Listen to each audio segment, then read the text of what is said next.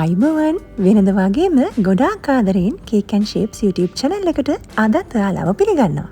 ඔන්න ඉතින් අද මේ වීඩියෝ එකෙන් මම ඔයාලට කියලා දෙන්න හදන්නේ අපි කලින් පාවිච්චි කරලා ඉතුරුන ෆොන්ඩන්ට් එකක් නැවත පාවිච්චි කරනකොට අපි අලුතෙන්ම හදාගත්ත ෆොන්ඩන්ට් එකක් විදියට ඒ ෆොන්ඩන්ට් එක හදාගන්නේ කොහොමද කියන කාරණය. ඉතින් ෆොන්ඩන්ට් එක හදලා දවස් කිහිපයක් ගියාට පස්සේ සාමාන්‍යයෙන් මේ විදිහට තමයි ෆොන්ඩන්ට් එකක් පේන්න තියෙන්නේ. ගලක් වගේ හයියයි ඒ වගේම මේ විදිහට ක්‍රැක් වෙලා තියෙන්නේ. ඉතින් ගොඩාක් දෙනා පුරුදුලා ඉන්නවා මේක පාවිච්චි කරන්න බෑ කියලා විසි කරලා දාන්න. ඉතින් එහෙම විසි කරලා දාන්න උවමනාවක් නැහැ. ඔයාට මේ ෆොන්ඩන්ට් එක නැවත හදාගන්න පුළුවන් අලුතෙන්ම හදාගත්ත ෆොන්ඩන්ට් එකක් විදිහට. එහෙනම් ඉතින් අපි වීඩියෝ එකට ගිහලා බලමු කොහොමද මේ විදිහට ෆොන්ඩන්ට් එක හදාගන්නේ කියලා. මේ ෆොන්ඩන්ට් එක හදලා මම සතියක් විතර වෙනවා. ඉතින් පාවිච්චි කරාට පස්සේ හොඳට හුලං වදින්න නැති වෙන්න බෑග් එක දාලා ඔතලා තමයි මම තිබ්බේ. සාමාන්‍යයෙන් ෆොන්ඩන්ට් එකක් හැදුවට පස්සේ මාස 2ක් වුණත් අපිට තියාගැනීමේ හැකියාව තියෙනවා. හැබැයි වාතයට නිරාවරණය වෙන්නේ නැති වෙන්න හොඳින් නොතලා තියන්න ඕනේ. ඉතින් ෆොන්ඩන්ට් එකට හුලං වැදුනොත් තමයි නැවත පාවිච්චි කරනකොට ඒ වගේ තෙත ගතියක් ඇති වෙන්නේ. ඒක නිසා මතක තියාගන්න පාවිච්චි කරලා ඉවරනාට පස්සේ හුලං වදින්න නැති වෙන්න හොඳට ෆොන්ඩන්ට් එක ඔතලා තියන්න ඕනේ. මේ වෙනකොට අපි කලින් හදාගත්ත ෆොන්ඩන්ට් එක ගොඩාක් හයි වෙලා තියෙන්නේ. අතින් නීඩ් කරලා සොෆ්ට් කරගන්න බෑ. ඒක නිසා අපි තප්පර 10ක් ෆොන්ඩන්ට් එක මයික්‍රොවේව් එකේ දාලා ගන්න ඕනේ. ඉතින් මේ විදිහට මට අවශ්‍ය ෆොන්ඩන්ට් කෑල්ල මයික්‍රොවේව් එකේ තප්පර 10ක් දාලා ගන්නවා. ඉතින් ඔයාලට දැන් පේනවා ඇති ෆොන්ඩන්ට් එක ගොඩක් සොෆ්ට් වෙලා තියෙන්නේ. ටිකක් විතර රස්නේ ඒ වුණාට ඔයාලට අතින් අල්ල ගැනීමට හැකියාව තියෙනවා. මේ විදිහට මම දැන් ටේබල් එක උඩට කෝන් ෆ්ලවර් ටිකක් දාගෙන ෆොන්ඩන්ට් එක නීඩ් කරගන්න යන්නේ. මේ සඳහා අපිට අවශ්‍ය වෙනවා ෂෝට්නින් ටිකක්. ඔයාට ෂෝට්නින් නැත්නම් බටර් ටිකක් උනක් භාවිතා කරන්න පුළුවන්. ඉතින් දැන් හොඳින් මේ විදිහට ෆොන්ඩන්ට් එක නීඩ් කරගන්න තමයි තියෙන්නේ.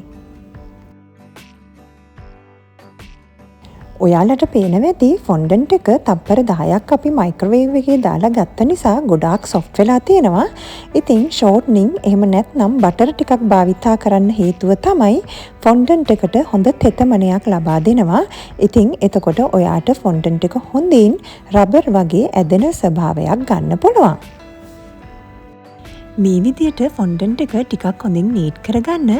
නැවත සකස් කරන ලද ෆොන්ඩන්ට් එකක් නිසා අපේ අතේ උෂ්ණත්වය මේ සඳහා ගොඩාක් දුරට බලපානවා. ඉතින් ෆොන්ඩන්ට් එක නියම ප්‍රමිතියට එන්න නම් අපි හොඳින් මේ විදිහට ෆොන්ඩන්ට් එක නීඩ් කරගන්න ඕනේ. ඉතින් ඔයාලට පේනවනේ කොච්චර හොඳට ෆොන්ඩන්ට් එක දැන් ඇවිල්ලා තියෙනවද කියලා. ඔයාලා අලුතෙන් හදපු ෆොන්ඩන්ට් එකක් වගේමයි. ඉතින් මේ පියවරම මම අනුගමනය කරනවා මගේ කොළපාට ෆොන්ඩන්ට් කෑල්ල නැවත හදාගන්නත්. තප්පර 10ක් මයික්‍රොවේව් එකේ දැම්මට පස්සේ ඔයාලට පේනවා ඇති ගලක් වගේ තිබ්බ ෆොන්ඩන්ට් එක දැන් සොෆ්ට් වෙලා තියෙනවා. ඒ වගේම ඉරිතලිච්ච ස්වභාවය, වේලුණු ගතිය වැඩි මේ ෆොන්ඩන්ට් එකේ. ඒක නිසා කලින් විදියටම මම දැන් කෝන් ෆ්ලවර් ටිකක් මේසෙ උඩට දාගෙන හොඳින් අනා ගන්නවා. කලින් විදියටම ෂෝට්නින් ටිකක් හෝ බටර් ටිකක් එකතු කරලා හොඳින් නීඩ් කරගන්න. ටේබල් එකේ ඇලෙන ස්වභාවයක් වගේ එනවනම් කෝන් ෆ්ලවර් ටිකක් ඉහලා ඔයාට නීඩ් කර ගැනීම කරගෙන යන්න පුළුවන්.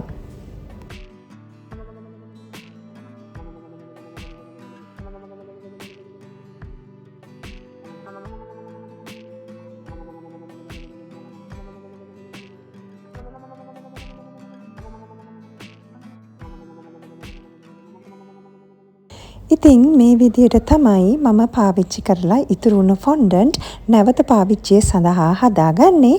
ඉතින් ඔයාලත් මේ විදිහට try කරලා බලන්න. ෆොන්ඩන්ට් විසි කරනවට වඩා මේ වගේ ඔයාලට නැවත පාවිච්චි කිරීමේ හැකියාව තියෙනවා. ඉතින් Cakenshapes YouTube channel එක subscribe කරලා නැත්නම් subscribe කරන්න. ඔයාලට මේ වගේ ප්‍රයෝජනවත් වෙන තවත් වීඩියෝස් ඉදිරියේදී බලා ගන්න හැකියාව ලැබේවි. එහෙනම් අදට ගිහින් එන්නම්. ඔයාලට සුබ දවසක්.